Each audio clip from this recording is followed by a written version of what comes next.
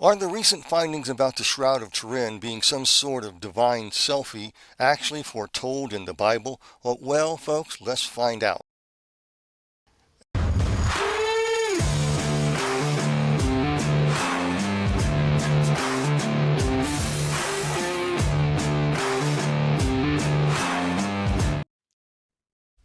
In fact, this mysterious relic was once believed to be a forgery dating from the Middle Ages. However, recent data and findings disproved the 1988 carbon dating because material was taken from a patch used to repair part of the shroud damaged by a fire in 1532. And later in 1997, there was another fire in the cathedral.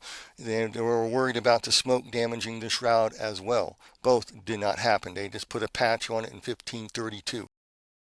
Well, folks, the shroud is 14 foot long by 3.5 feet wide. It's a linen cloth with a dim, haunting image of a crucified man, complete with blood stains and markings that match perfectly his crucifixion that is actually described in the Bible explicitly.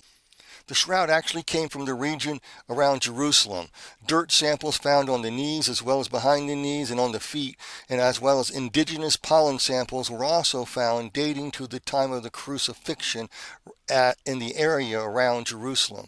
In 1898, I can't pronounce this guy's name, it's Secundo Paya, took the first photograph of the shroud, and the negative that he saw revealed the image, a startling image of a crucified man that defied explanation even to this day. What you could see were the blood-stained scourge marks that match how Roman soldiers actually flogged someone using downward strokes, starting from the top of the torso down to the legs, both back and front. These wounds matched the shape of the metallic ends of the Roman flagellum that was used in crucifixions and whipping people. The evidence of the crown of thorns is also seen on the negatives as well. Okay? The shroud's origins came from the area around Jerusalem. Pollen and dirt samples proved this. It was then moved through Turkey and Europe, actually, and ended up in Turin, France by 1578. In 1988, the carbon dating sample of the shroud came from a repaired corner of the cloth, like I stated earlier. The repair was due to that fire and how nuns sewn on a patch to help preserve the shroud. And also, chemical and textile analysis showed that the cotton and dyes that found on the sample were not found on the rest of the shroud. That data was simply ignored in the findings for some reason. You can probably guess why.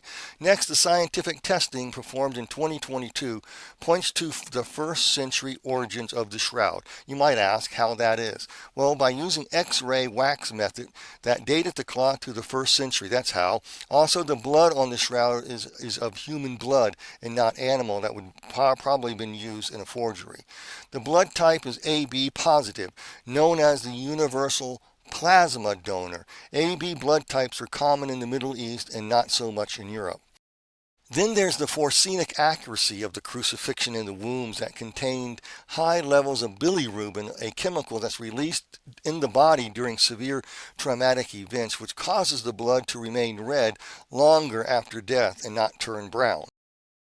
It's been determined that the image was caused by 1 billionth of a second of intense burst of light and heat that occurred so that it scorched only the outer fibers of the linen cloth so fast that it did not burn it up. In fact, the energy that's required to recreate such an image would take 10 to the 16 power of watts. That's roughly 10 quadrillion, you heard me, quadrillion amps of electricity. And our homes, for example, are powered around by 100 to 120 amps a day, okay? I'm just saying, okay? Think about it.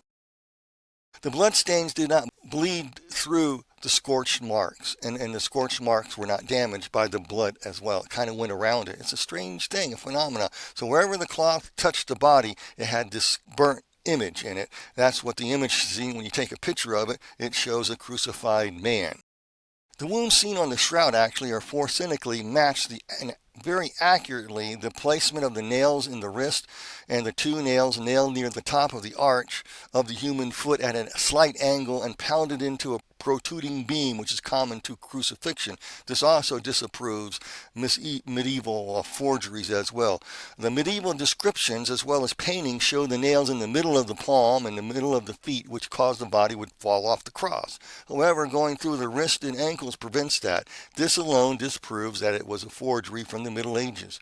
There is also a spear, a puncture wound on the right side, moving upward, precisely how Romans would do this. In fact, this would pierce the vital organs like the liver, spleen, pancreas before reaching the heart. Think about it. It's a deadly blow.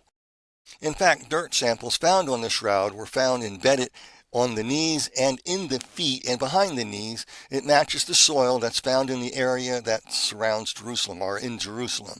This also matches the gospel accounts of Jesus falling and Simon of Cyrene picked up the beam to carry it for Jesus. It matches that description of him falling on his knees probably several times. Over time, many photographs and tests were done of the shroud. From these emerged a 3D photographic image in a negative format that astounds people and experts alike to this very day. In fact, the image seen on the shroud matches these verses found in Isaiah 52, verse 13 and 14, which actually seems to point that this would happen. It's actually in the Bible. How so? Well, should I stop or should I go on? I think I'll go on and tell you. And what I'm going to do is I'm going to read the verses of Isaiah 53, 13, and 14. I'm reading from the ESV. And I'm going to read the other verse 15 out of the New King James, okay? It says, "Behold, my servant shall act wisely. He shall be high and lifted up and shall be exalted. As many were astonished at you, his appearance was so marred beyond human semblance, and his form beyond that of the children of mankind." In verse 15 is a very startling in its implications from the New King James, and I added the word meanings here so you can inject these in here so you can get the startling. This thing will just startle you, okay? And it says this out of verse 15. "So shall he," the guy whose image was marred beyond any semblance of human humanity, "so shall he literally spatter and startle many nations." The Hebrew word is goyim, which means people. So he who was marred beyond any semblance of recognition will sprinkle, literally spatter and startle many goyim, nations, people. "Kings, leaders, messengers shall shut their mouths at because of him. For that which has not been told them they see, and that which have not heard they shall ponder and consider." That's Isaiah 52. Verse 15 with the New King James. I added in the word meanings from the Hippiel and all these other grammar things to help you understand what it's saying. So is verse 15 being fulfilled right now? Listen again. "So shall he sprinkle, startle many nations. Kings shall shut their mouths at him. For what had not been told them, they shall see, and what they had not heard, they shall consider." Is this then a divine selfie of a crucified man whose image is marred beyond human semblance? So much so that the great men, scientists, skeptics, rulers, politicians, atheists, whatever, agnostics, are startled by Jesus' blood seen on the shroud that vicariously spattered forth, whose blood speaks better things than the blood of Abel, who was slain by his brother, ever could or could do. But for Jesus, he forgives us ours. That causes their influence, these people's influence and arguments, to be stilled, stifled, and muffled. Finally, for what had not been told them, they shall see, and what they had not heard, they will consider, they'll discern, they'll perceive, and they'll begin to understand. This will cause all people to ponder or at least consider the existence of Jesus and his resurrection from the dead. However, many will dig their heels in and reject it all, but they are forced to consider this before they shrug the shoulders and simply walk away. But for those of us who believe, we are strengthened. Why? Why are we strengthened? Maybe this is a divine selfie, is what might just proceed Jesus' return, helping us to prepare for our departure of those who trust in his faithfulness alone. With that, folks, I ask, may your faith be strengthened in Jesus' name.